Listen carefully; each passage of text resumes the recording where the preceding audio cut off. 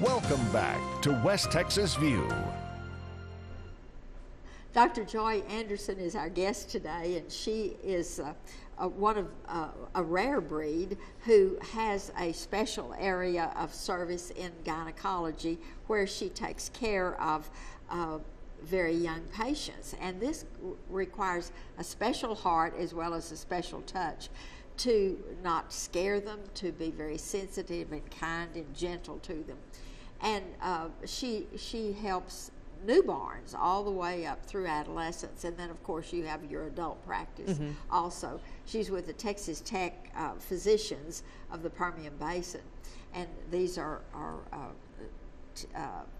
out of the clinic in either Midland or Odessa. Is that correct? Yes. And so let's continue that conversation about some of the kinds of people, of children that you care for. One of the problems that we also see are something called Müllerian anomalies, which is a big fancy term for birth defects of the uterus and the vagina. Believe it or not, 1 in 100 women are born with one. And sometimes it can be something rather mild that makes her labor weird when she's delivering as an adult. For example, I've had patients where I've done C-sections because they've had an abnormal labor or a baby in breech presentation instead of head down. And we open up their belly and find out, look, she's only got half of a uterus. Or look, she's got a uterus that's heart-shaped and that's why the baby's not coming down right. 1 in 100 women will have this. And it can be as minor as just a little heart-shaped uterus or a tiny little wall that's in the vagina. And so should that have, was there any way they could have known that at birth? No, and I would actively actually say, I don't think I'd want to know. Because there's a lot of women where they deliver beautifully when they have this problem, probably more than we realize. And so sometimes there can be harm in knowing too much and looking under the bed for dust bunnies. And then you start scaring people that, oh, I'm going to have infertility or I'm going to have this problem or that, when the reality of it is we see this kind of stuff all the time. And sometimes it's incidentally found. In fact, majority of the time it's incidentally found. Well, but some of those things might also be the reason for sexual intercourse pain. Yes. Or problems with that. And so then that's another reason you need to go to your gynecologist is because those things can usually be corrected. Usually very easily. I've had a patient that actually had 2 vaginas side by side and 2 uteruses side by side. And again, we don't recommend surgery for something like that necessarily, but we can we can make the 2 vaginas into one so that she won't have as much pain with sex. So that is something that we see. It's much more rare than just something simple like a heart-shaped uterus. But the more important thing too is that these are problems even if somebody doesn't want surgery, problems that can affect other systems. For example, 1 in 3 women that have an abnormally shaped uterus will have an abnormally shaped kidney. And so they may have 1 kidney and never know. That would be something I would want to know if I only had 1 kidney. Or, for example, if she had an abnormally shaped uterus and was undergoing a hysterectomy, they have a higher risk of injury to their kidney or to their bladder or to their ureter, the tube that goes from the kidney to the bladder. And interestingly too, 1 in 10 will have a spinal anomaly. So you can see someone who comes in for a breech delivery. Okay, she comes in breech because the baby's in a heart-shaped uterus and we can't get the epidural in to deliver her by C-section because she's got a half vertebrae that's in the wrong place. These are related things. And so that's kind of an interesting part of the job is we take care of different things and refer out to the right places and anticipate those things like when I'm teaching a med student, hey, look, this lady's got a baby that's transverse lie. You know, it could be she's going to have a hard time getting a spinal because of this, because she's got a heart-shaped uterus or an abnormally shaped uterus. Think about her vertebrae.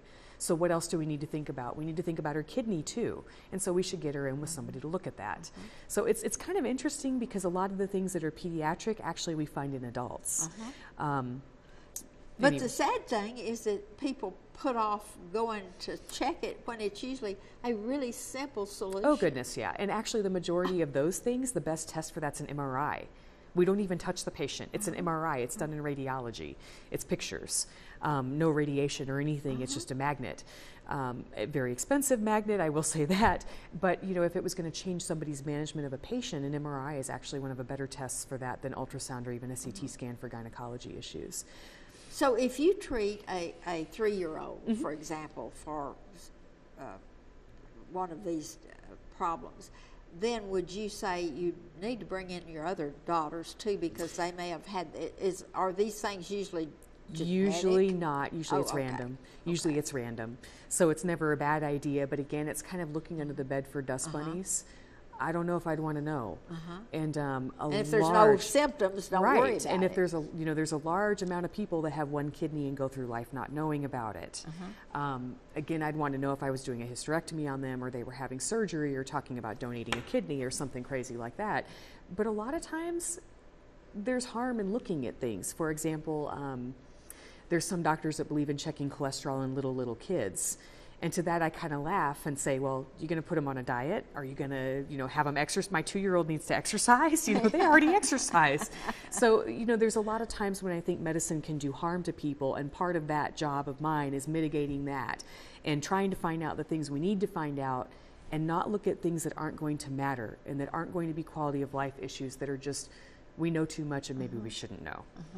So. Well, our time is running down, and I want you to have plenty of time to talk about how people access you, because as we said, you're a rare breed. There's not anybody else that does exactly what you do.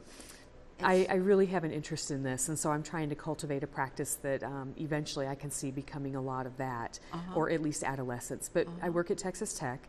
I'm in Odessa, not in the Midland campus, but Midland patients can be sent to me.